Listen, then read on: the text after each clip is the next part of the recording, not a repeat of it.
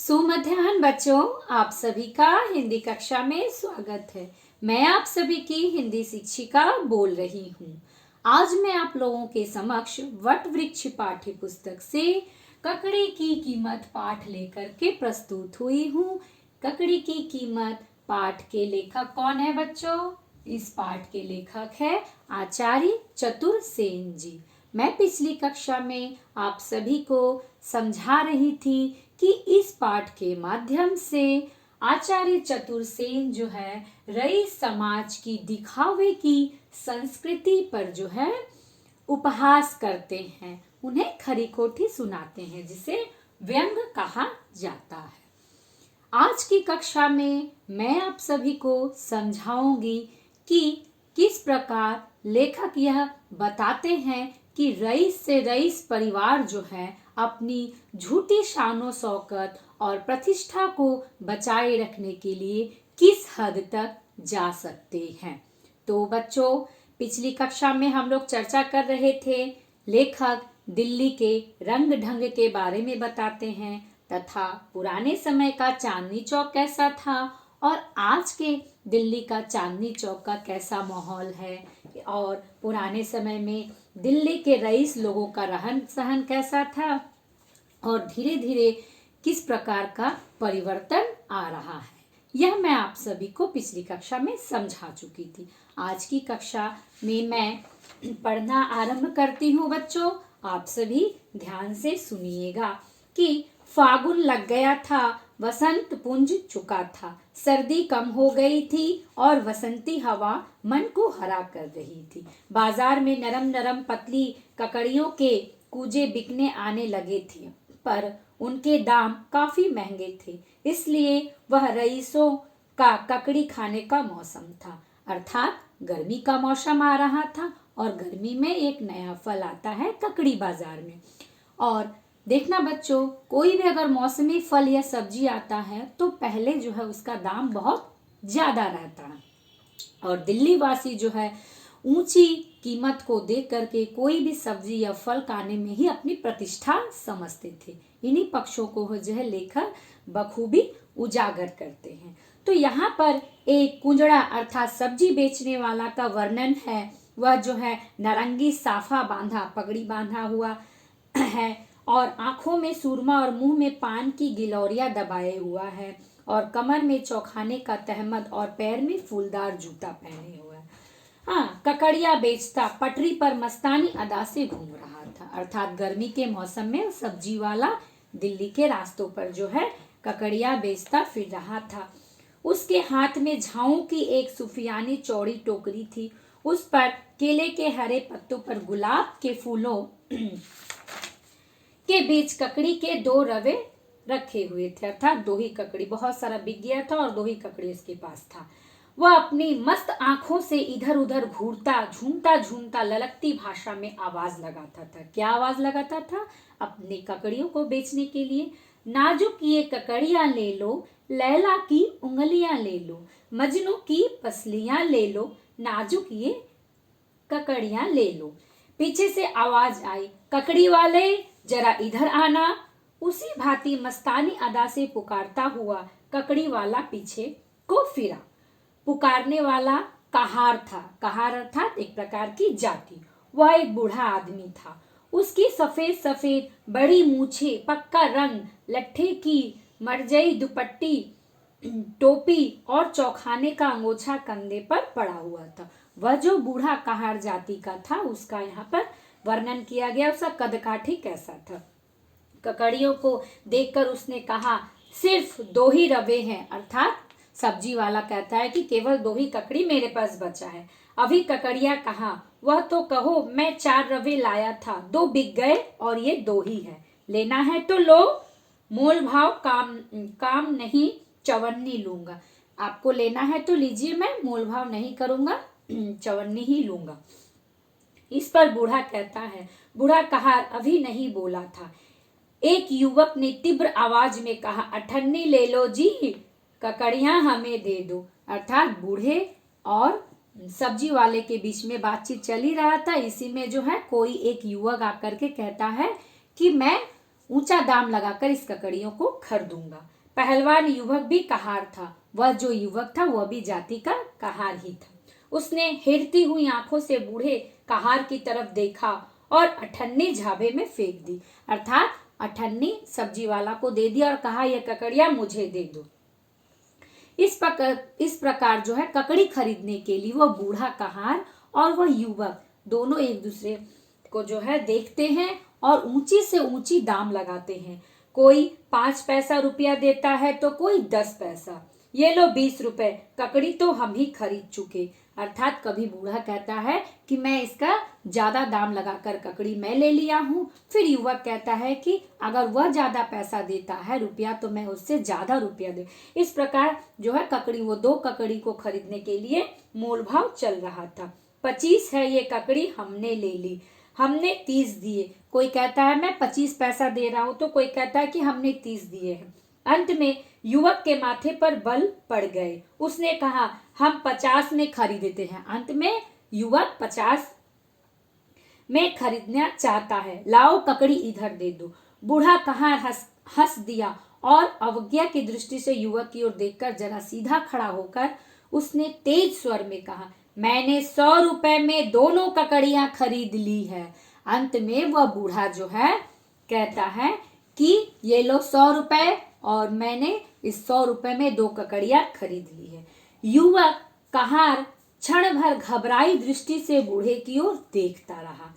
इस प्रकार युवक अंत में चुप हो जाता है और वह देखता है कि किस प्रकार 2 ककड़ी जिसे हम मामूली दाम में खरीद सकते हैं, उन्हीं 2 ककड़ियों को पाने के लिए अर्थात अपनी प्रतिष्ठा बचाने के लिए जो है 100 रुपए तक लगा देता है। बूढ़े ने विजय गर्वित दृष्टि से उसे घूरते हुए कहा दम हो तो बढ़ो आगे, ककड़ियां 5000 तक मेरे यहाँ जाएंगी।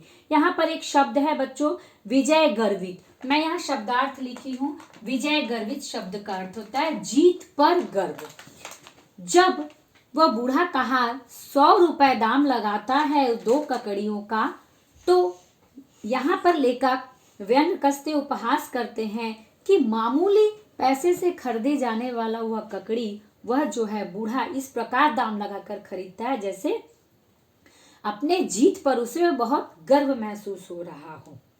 सैकड़ों आदमी इकट्ठे हो गए। इस प्रकार वहां बहुत सारे लोग जम गए। युवक लज्जा और क्रोध से भरकर चुपचाप चल दिया। सैकड़ों कंठों से नारा बुलंद हुआ। क्या नारा बुलंद हुआ?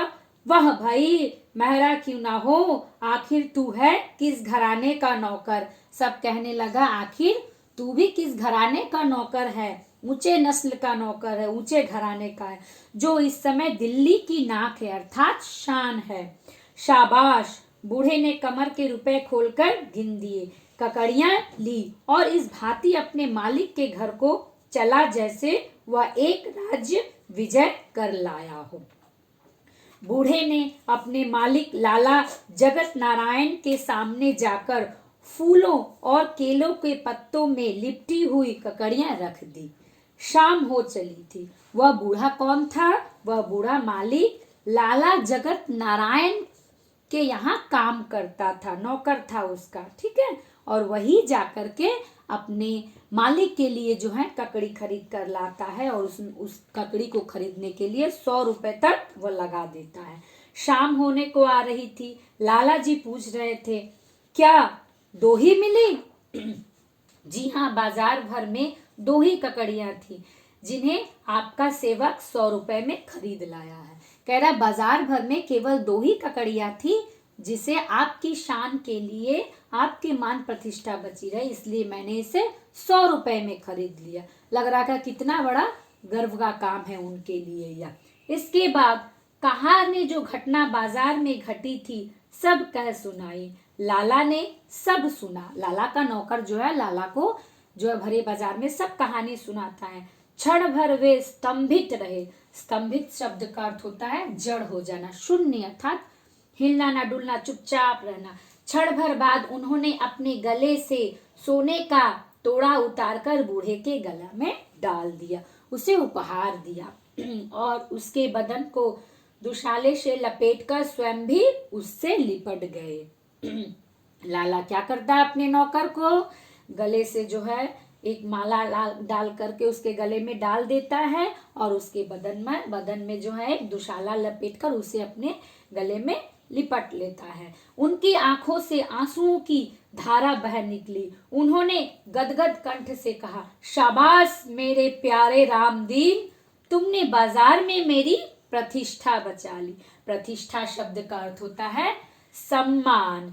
अब जो है लाला कहता है अपने नौकर को, शाबाश, पीठ ठोकते हुए कहता है, शाबाश तुमने मेरी इज्जत रख ली, भरे बाजार में मेरी इज्जत को बचाया, मेरे प्रतिष्ठा सम्मान को तुमने बचा लिए। इसके बाद उन्होंने चांदी की तस्तरी में ककड़ियों को उन्हीं गुलाब के फूलों में रखकर ऊपर जो है कम ख्वाब का रुमाल ढककर कहा, जाओ लाला शिव प्रसाद जी से मेरा जय गोपाल कहना।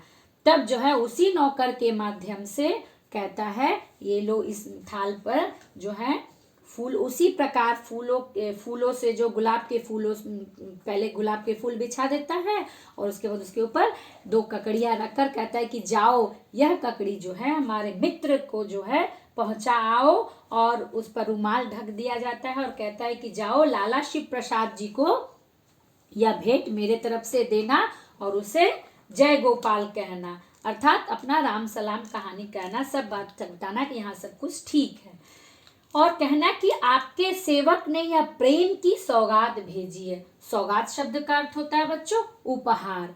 और कहता है अपने नौकर को कि जाओ यह संदेश दे देना कि मैंने उसे प्रेम से जो है उपहार भेजा है, और हाथ जोड़कर अर्ज किया है कि स्वीकार करके इज्जत अफजाई करे, अर्थात यह 2 ककड़ी स्वीकार करके हमारी इज्जत को बचाइए, हमारी प्रतिष्ठा को रखे, हमारे सम्मान को रखे।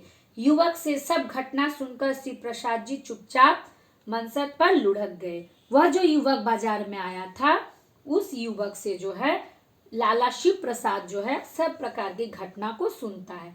कहाँ पर बैठकर? मनसद, जिसका अर्थ होता है धनियों के बैठने की गद्दी।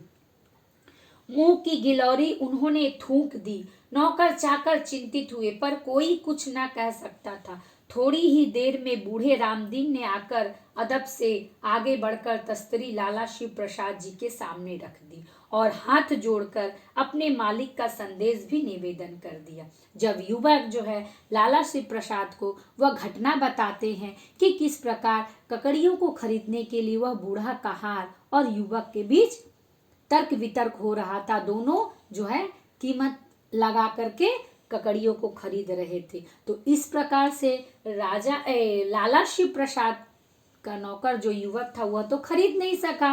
तो जब यह सुनता है घटना, इस घटने को लाला सुनते हैं तो उसके कहीं ना कहीं उसको सम्मान को ठेस पहुंचता है कि वह इस ककड़ियों का क्यों नहीं खरीद सका। और वही ककड़ी जो बूढ़ा कहार के द्वारा भेंट दिया गया था लाला शिव प्रसाद को, तो इसलिए उसको मान सम्मान में ठेस पहुंचता है। और अंततः देखो कि क्या होता है, सामने रख दिया और हाथ जोड़कर अपने मालिक का संदेश भी निवेदन कर दिया। वह नौकर जो है अपने मालिक के द्वारा भेजे गए संदेश को कह देता है।